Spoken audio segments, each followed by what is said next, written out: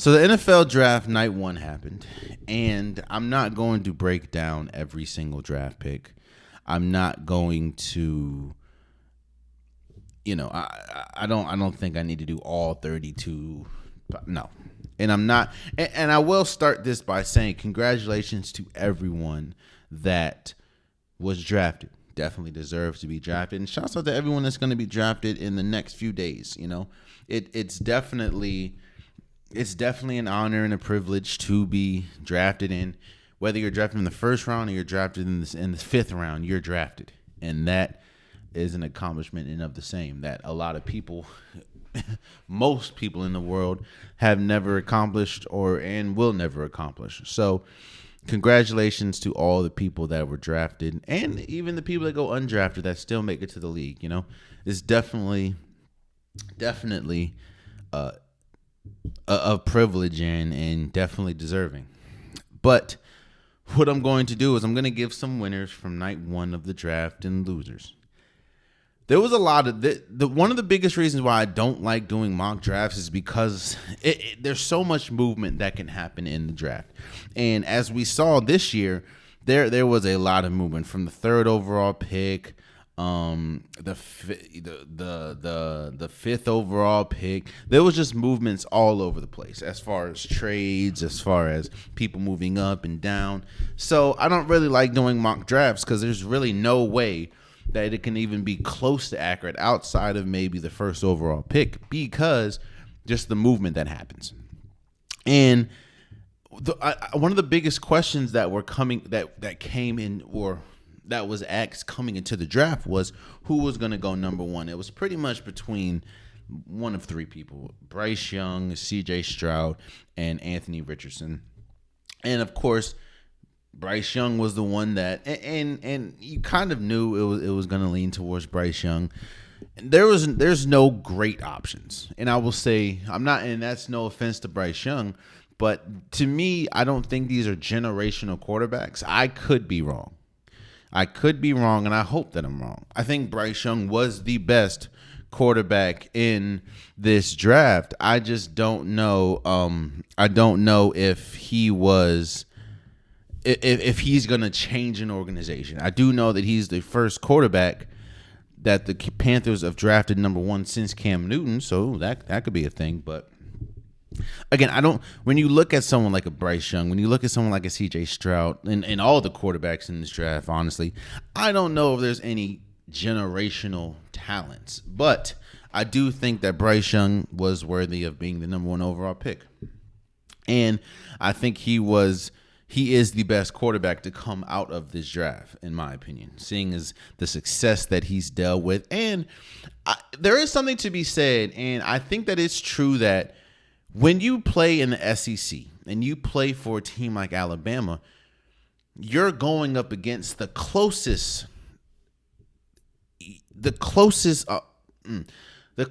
talent level that, how do I say this? No, of course, college is not the NFL.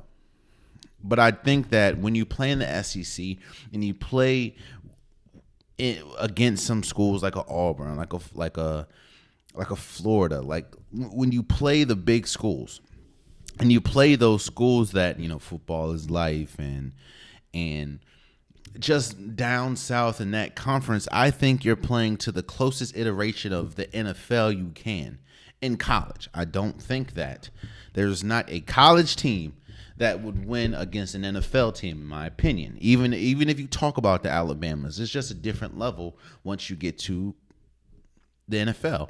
But I do think that playing in the SEC definitely prepares you better with the talent level that is spread out throughout the entire conference. But again, let me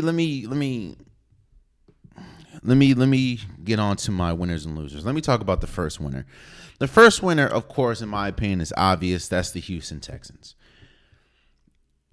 To originally draft second, and you get C.J. Stroud, which was the best available quarterback at the time. It was an argument between C.J. Stroud and Bryce Young, and of course, Bryce Young went number one.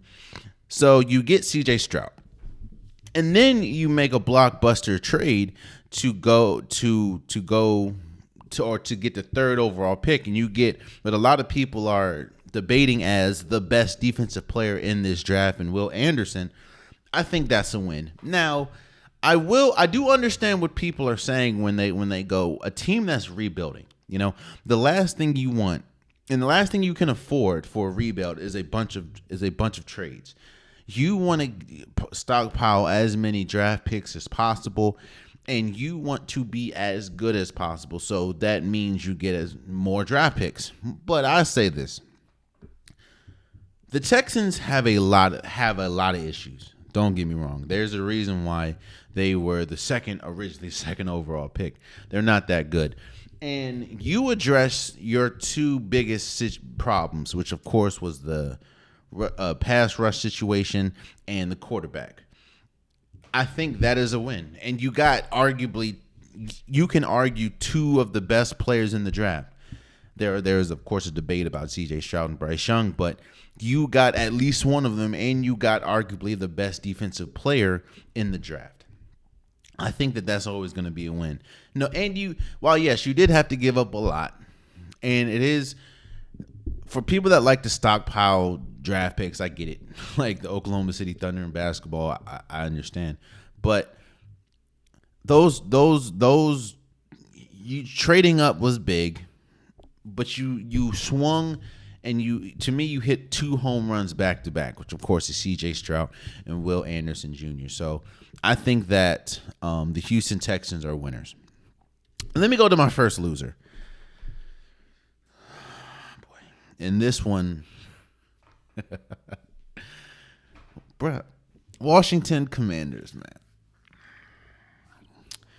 Again, shouts out to everyone that was in this draft. I feel everyone deserves to be drafted.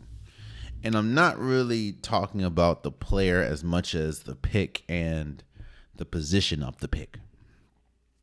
But my first loser, and I think the biggest loser the biggest loser of the first night of the draft, round one, was the Washington Commanders. Let me tell you why.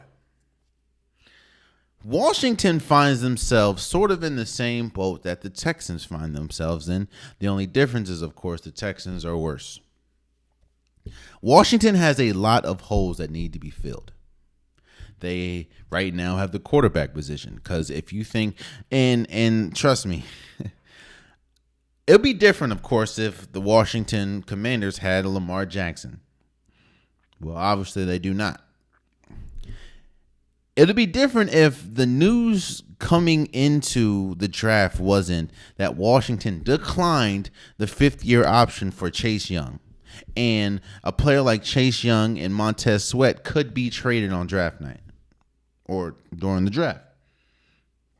So you compound all of that. Washington's biggest three needs was the quarterback position, the offensive line, because they were one of the worst offensive lines last year, and the cornerback position. So you addressing any one of those three with the 16th overall pick would have sufficed to me. And what does Washington do? They do address the cornerback position. They get Emmanuel Forbes from Mississippi State. But so why am I considering them a loser? Because there was not a corner. Washington picked up the second cornerback in the draft. The second. What was the first one? Davion Witherspoon. So you weren't gonna get Davion Witherspoon. You still had Christian Gonzalez, who a lot of people expect, or a lot of people draft or put as the number 1 or number 2 cornerback. You still had Dante Banks, Maryland product. There was so many better options than a 170-pound Emmanuel Forbes. On top of that, Will Levis was still available. Now, do I think that Will Levis is the quarterback of the future? I don't know. But I do know that a lot of scouts had Will Levis going at least in the top 5, and he was still available at 16. So you could have improved with the quarterback position. There was still plenty of offensive linemen. But you decide to go with not only, now, yes, I'm sure Emmanuel Forbes is a great player. He was really good at Mississippi State. But again, he's 170 pounds. And the pick right after you was Christian Gonzalez, which a lot of people ranked higher than Emmanuel Forbes. He was a freak at Oregon, Christian Gonzalez, a freak at Oregon. And he does everything better than Emmanuel Forbes. Again, man, I don't know who be scouting. I don't know what goes into all of this, but I do understand when you mess up a pick. And I think Emmanuel Forbes can be great. But I think in majority of everyone else thinks that Christian Gonzalez would be better. It just, there was so many better options. So many better options. You could have Deonte Banks from Maryland. He literally plays 45 minutes from the stadium, or 45 minutes, and you pick the cornerback that was ranked 5th. The 5th overall ranked cornerback, you pick him above Christian Gonzalez, who was ranked the 1st or 2nd and on top of all that, you still need to address the offensive line, and Will Levis was still out there. So yeah, I think the biggest loser of night one, of course, was the Washington Commanders. A winner, you have to go with the Philadelphia Bulldog. I'm sorry. You have to go with the Philadelphia Eagles. Philadelphia going into you picking them trading up, of course, and you getting arguably the best defensive or best overall player. A lot of people think is the best overall. The Philadelphia Eagles that was just in the Super Bowl traded up to get what a lot of people thought was the best overall player in the draft, which was Jalen Carter. You get him, he falls to 9, you get him at 9. And then you turn around and you get Nolan Smith at 30, who a lot of people thought could be if it wasn't for injuries and it wasn't, pretty much if it wasn't for injuries and playing alongside Jalen Carter, a lot of people thought Nolan Smith could be a top 10 quarterback. So you get him or top 10 player. You get him at 30 and you get Jalen Carter at 9. On top of that, remember they got Jordan I forgot his last name. Forgot his last name last year. And of course you got Nolan Smith. Like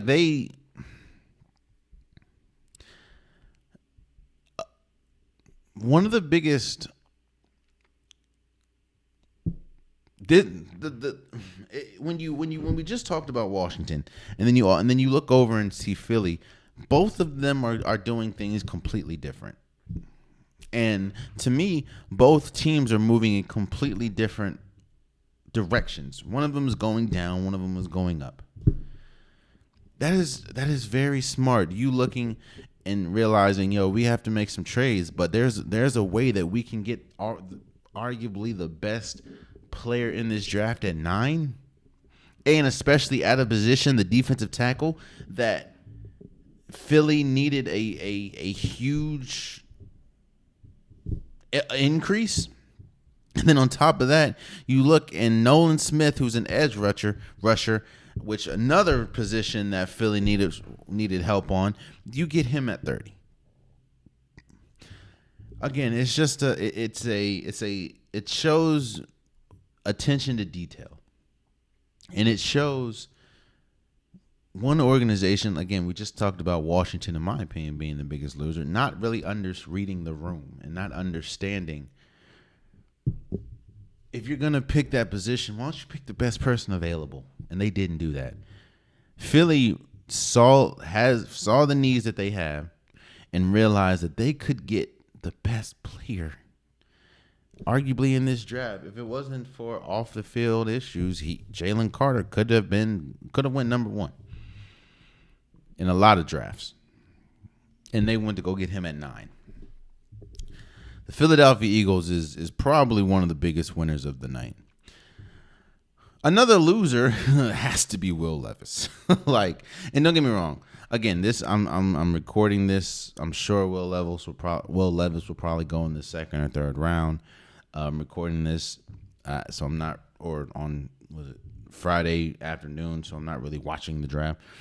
But there were times, and now we know that during the draft process, during the free agency, and during the offseason, you hear a lot of lies come out. You hear a lot of misdirection because, of course, teams, while yes, it's still a league and everything, teams are trying to, they don't want to give up their draft rights, draft positions. So what they do is, of course, they misdirect, they lie. But you heard throughout this entire draft that Will Levis could go number 1. Will Levis could go number 2. Will Levis can go as high as 4 in the Indianapolis Colts. A lot of people thought that the Colts had Will Levis as their quarterback of the future. He resembled the closest thing to Andrew Luck, I guess. I don't know, but when you're hearing all these stories about Will Levis could go number 1, could go number 2, and to not even get drafted in the first night has to be a loss. You're hearing stories, or you're hearing reports saying it could be a toe injury that could have affected it. I don't know, but I do understand that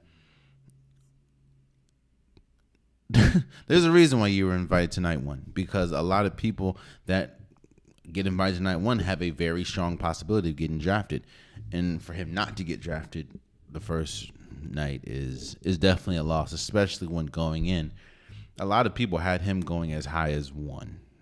So from the pinnacle, which is number 1, to the floor, which is nothing, you have to be a loser. And it's not just on him, of course, but again, you thought that they, you thought that at least he thought he was going to get picked, and I thought he was going to get picked too.